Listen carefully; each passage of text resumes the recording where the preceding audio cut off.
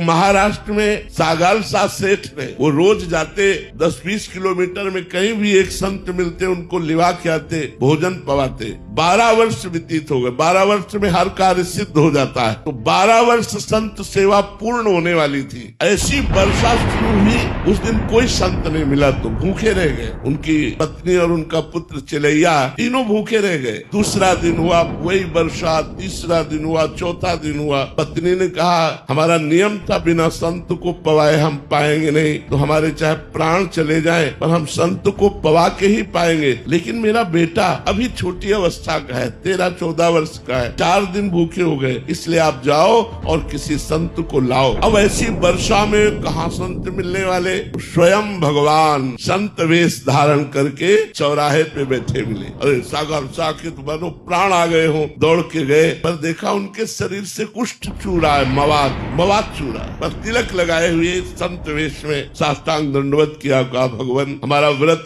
था, बिना संतों को भोजन पवाए हम पा नहीं सकते। 4 दिन हो गए, हमारे परिवार में किसी ने जल भी नहीं पिया। आप चलें और प्रसाद पाए और हमारे परिवार के प्राणों की रक्षा हो जाए, हमारे नियम की पूर्ति हो जाए। उनका हाँ चल सकते हैं, लेकिन मैं चलने लायक नहीं हूँ, मुझे कोई अपने कांधे पे ले चले। तो उनका आओ प्रभु मेरे कांधे पे बैठो। उनका नहीं, एक आदमी तो मक्खी उड़ाने के लिए चाहिए ना, अपनी पत्नी को लिवा के लाओ। गए घर में पत्नी से कहा, पत्नी आई, जे ही वो बीभत्स रूप देखा, यहाँ घाव मवाद चूरा है। उसके मन में आया नहीं संत के प्रति दोष दर्शन नहीं करना, मुझे संत सेवा करनी, इसलिए बैठा ला। अब वो इतनी दुर्गंध भगवान ने बढ़ा दी कि दोनों पति पत्नी छोड़कर भाग जाए, लेकिन गोविंद गोविंद गोविंद एक एक कदम भगवान नाम जप करते हुए घर पहुँचे। उनको स्नान कराया, चंदन लगाया। तो उन्होंने फिर खीर पुआ ये अच्छे पदार्थ सामने रखे। भगवान जो संत वेश में कुष्ठी रूप में थे, उन्होंने कहा